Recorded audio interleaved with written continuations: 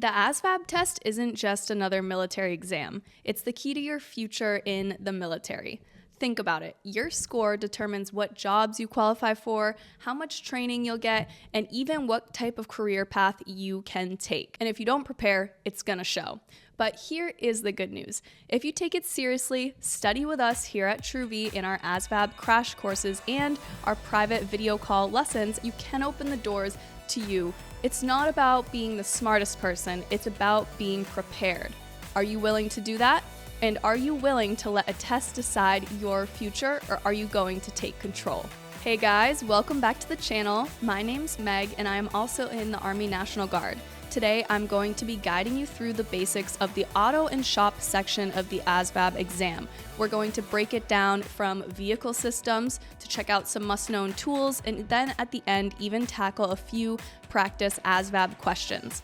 Whether you're just getting started or want a quick refresher, this is the perfect lesson for you. It is straightforward, there's no fluff, we're just gonna get to the point.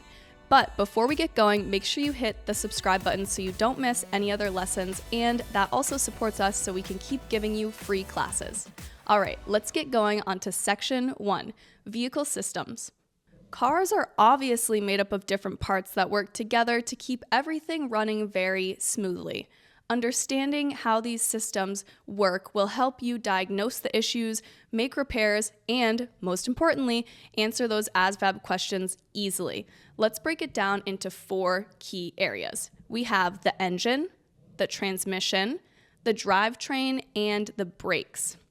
First, we're going to start with the engine, which you can think of as the powerhouse.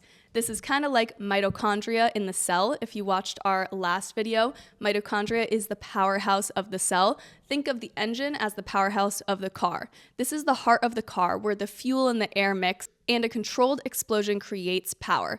Most cars use internal combustion engines that run on gas or diesel, but electric motors are becoming more common. Here are the key parts of the engine. We have the cylinders, where fuel and air mix before it combusts, which means kind of bursts. And then more cylinders usually mean it has more power. You've probably heard of horsepower as a unit of measurement in a car. Next up, we have pistons. These move up and down inside the cylinders to help generate that power.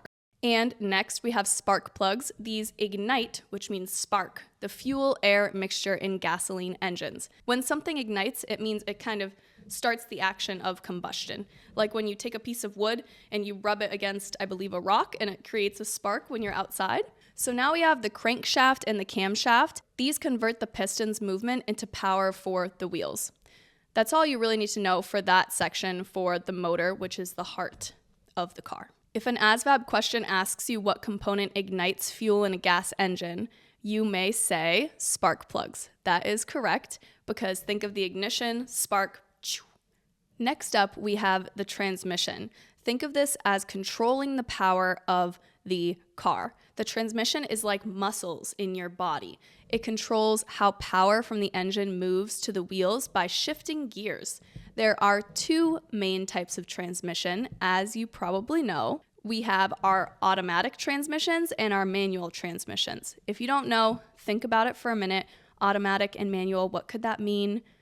Automatic transmission shifts the gears for you based on the speed and the engine load. Pretty much most of the cars in America are automatic, but if you go to Europe, you may notice they are manual transmissions. These require the driver to manually shift gears using a clutch and a gear stick. So just think of automatic, more American. We don't typically use manual transmissions here, although some cars do have them, of course. In Europe, though, almost every car is a manual transmission. You will rarely see automatics. All right, so your common ASVAB question could ask, what connects the engine to the transmission in a manual car? The answer is the clutch. Now we're gonna move on to the drivetrain. The drivetrain includes everything that connects the transmission to the wheels. Different vehicles have different drivetrain setups. We have the front wheel drive, FWD. Power goes to the front wheels. Next up, we have the rear wheel drive, RWD. The power goes to the rear wheels, which is common in sports and performance cars. Rear wheel drive, think of rear as back. Those words are synonyms. That's for your vocabulary section of the ASVAB exam. We have all-wheel drive, AWD. The power is sent to all 4 wheels, and this is useful for different road conditions. So maybe you're going on a trail or a rough road, and then smooth and then rough. It's good for all of them. And then we have 4-wheel drive. It's like all-wheel drive, but designed for off-road use, typically in trucks and SUVs. So this is like you're going mudding in your Jeeps with your friends, or maybe just going on a backcountry road trip. All right, part 4, we've got the brakes. These are the stopping safety of the car. Obviously, you've probably heard, let's take a break. That means to stop. And then we also have brakes in a car, which help stop the car. Brakes are one of the most important systems in a car, and there are 2 main types you need to know for this ASVAB exam. We have our disc brakes. These use brake pads to squeeze a spinning disc, a rotor, and it slows the car down. And then we also have drum brakes. These use brake shoes inside a drum to create friction and stop the vehicle. Friction is when 2 things rub together, like this. And then my hands are warm. That's called creating friction. Modern cars often use anti-lock braking systems, ABS, to prevent skidding. If an ASVAB question asks what prevents wheels from locking during a hard stop, the answer will be ABS, anti-lock braking systems. These systems are just the basics, but knowing how they work helps you understand what's happening when you drive and helps you ace this part of the ASVAB exam. Now, let's move on to some tools. Section 2, tools and equipment. This is a bit more interesting for me anyways. I'm not a big car girl, but tools are very useful in everyday life. I have a house, so I use tools all the time. So now that we know how these cars work, I want to talk about the tools that help keep them in top shape. If you ever plan to work on a car, you need to know your way around a few basic tools.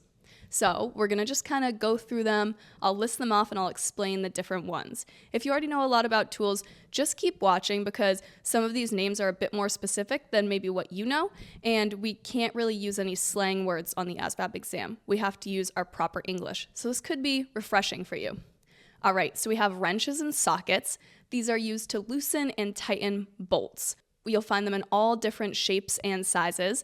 The socket wrench makes things even easier with a ratcheting mechanism. Next up, we have screwdrivers. These are a must-have for removing or tightening screws. There are 2 main types. We have a Phillips, which is a cross shape, and then we have a flathead, which has a straight edge. A screw versus a nail. That's something you need to know as well. A screw has the little divots kind of in it on the top, like it has the Phillips head or the flathead, and it has a little spiral that goes down along the edge of the shaft there. So when it goes in, it goes like this. A nail is just flat here and flat on the top, no screw down. So nails you kind of just bang right in. Screws you use a tool to kind of get them in, a screwdriver. Now we have jack and jack stands. These help lift the car off the ground so you can work underneath them safely. Never rely only on a jack though. You always use jack stands too. All right, next one up is the multimeter. This tool checks electrical connections in your car. If your battery or wiring has issues, a multimeter can help you figure out what exactly is wrong with them. All right, now we've got the oil filter wrench and the drain pan. These are used when changing oil. The wrench helps remove the oil filter and the drain pan catches old oil so you don't make a mess all over the ground. That's something that's on my to-do list is to learn how to change my oil. I do know how to change a tire though, which is great. I also want you guys to remember that using the right tool for the job makes repairs safer and easier. Now, let's see if we can answer some of these practice problems, ASVAB style. So I've prepared an array of practice problems from what we just reviewed so you can test how your learning went today. So see if you can answer the questions before I explain the answer. I'll pause for maybe 5 seconds after I read off the options, and you'll see all of this come up on the screen. The first question is, what part of the car controls how power moves to the wheels? We have A, the engine, B, the transmission, C, the brakes, and D, the tires. The answer is B, the transmission. It controls how power moves to the wheels. Remember, it would change that over. If you need a refresher on the transmission, engines, brakes, tires section, go back up, rewatch it, and then start answering these questions again.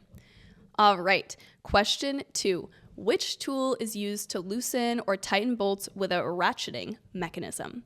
We have A, the multimeter, B, the jack, C, the socket wrench, and D, the screwdriver.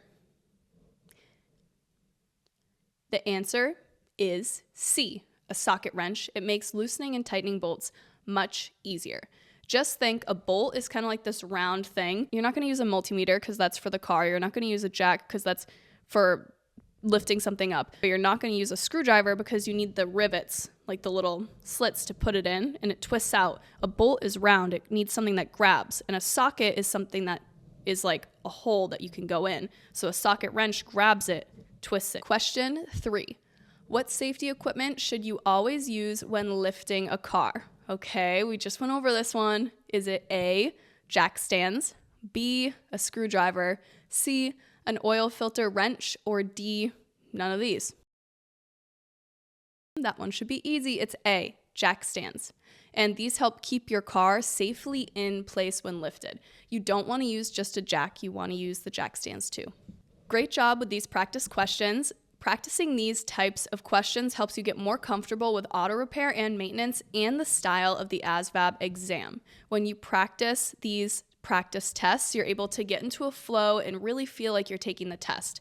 I recommend that you take classes with us. We have live Zoom classes with our teachers who know all about the ASVAB exam. They're able to prep you. We could do a 30-day prep, 10-day prep, or even a 5-day prep with you. Meet for an hour a day on Zoom, and we can get you right in shape to get a good score on the ASVAB so you can get the military career of your dreams. If you're interested in enrolling in those classes, head over to truv.org or just comment down below and we'll reach right out to you. And that's a wrap. Today we've covered the basics of vehicle systems, common tools, and answered some practical questions. Now, the next time you see a car, you'll know a little more about how it works, and the next time you take the ASVAB, you're going to be confident. If you found this video helpful, give it a thumbs up and please subscribe to us so we can bring you more free classes every single day. If you have any questions, put them in the comments below, send us a message, or head over to truv.org to get more education. And I'll be happy to answer you at any time. Thank you guys for watching, and I'll see you in our next video. Bye!